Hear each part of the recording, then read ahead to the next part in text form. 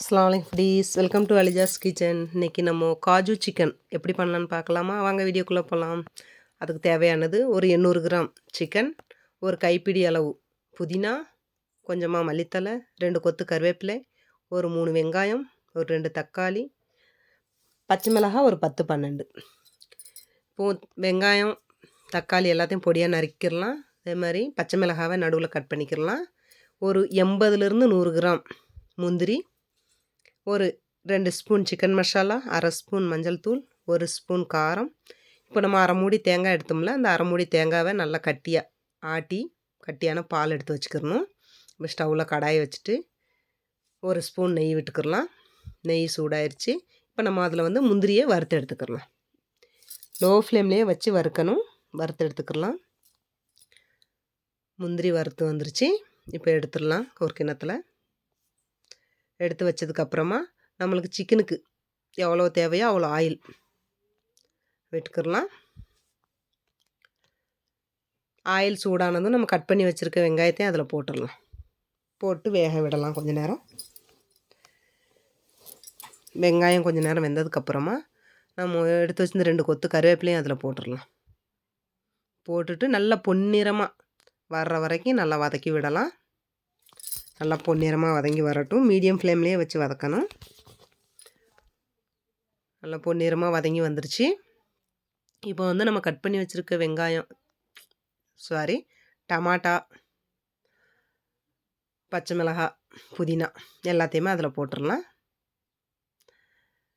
அதில் போட்டு நல்லா வதங்க விடலாம்.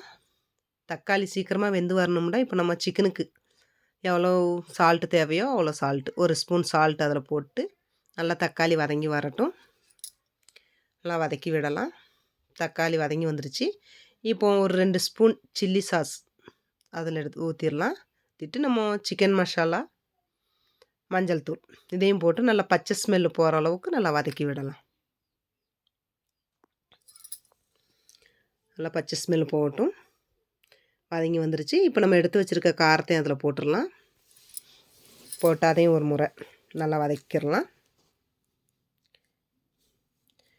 காரம் போட்டதுக்கப்புறமா வதங்கி வந்துருச்சு. இப்போ நம்ம எடுத்து வச்சுருக்க சிக்கன் அதில் போட்டு நல்லா கிளறி விடலாம். இப்போது நம்ம சிக்கன் மசாலா எல்லாமே சிக்கன் பீசஸ் பிடிக்கிற மாதிரி நல்லா வதக்கி விடலாம். கிட்ட ஒரு 10 to 15 நிமிஷம் நம்மளுக்கு சிக்கன் வேகிற டைம். 10 நிமிஷத்துலேருந்து 15 நிமிஷத்தில் வெந்து வந்துடும். நல்லா கலந்து விட்டதுக்கப்புறமா மூடி போட்டுடலாம். அப்பப்போ எடுத்து நடுவில் கிளறி விட்டுக்கிறலாம். ஏன்னா நம்மளுக்கு ஹை ஃப்ளேம் தான் வைக்கணும். லோ ஃப்ளேமாக மீடியம் ஃப்ளேமாக வைக்காதே, ஹை ஃப்ளேமில் வைங்க. ஹை ஃப்ளேமில் வச்சா தான் அதில் உள்ள பச்சை ஸ்மெல்லு, கொஞ்சம் கவுச்சி ஸ்மெல்லு இந்த மாதிரி இதெல்லாம் அந்த இதில் இருக்காது. அப்பப்போ நடுவில் கிளறி விட்டுக்கிறலாம். கிளறி விட்டதுக்கப்புறமா மூடி போட்டுடலாம். மூடி போட்டதுக்கப்புறமா வெந்து வந்துருச்சு சிக்கனு. முந்திரியை போட்டுடலாம். முந்திரியை தட்டிட்டு நல்லா கிளறி விட்டுருவோம். வறுத்து எடுத்து வச்சுருக்கோம்ல, அந்த முந்திரியை அதில் தட்டிட்டு நல்லா கிளறி விட்டுக்கலாம். கிளறி விட்டுட்டு ஒரு நிமிஷம் மூடி போட்டு விட்டுலாம். ஒரு தடவை கிளறி விட்டுக்கிறோம். மறுபடியும் ஒரு நிமிஷம் தான், அதுக்கு மேலே அதிகம் வைக்க தேவையில்லை. கிளறி விட்டதுக்கப்புறமா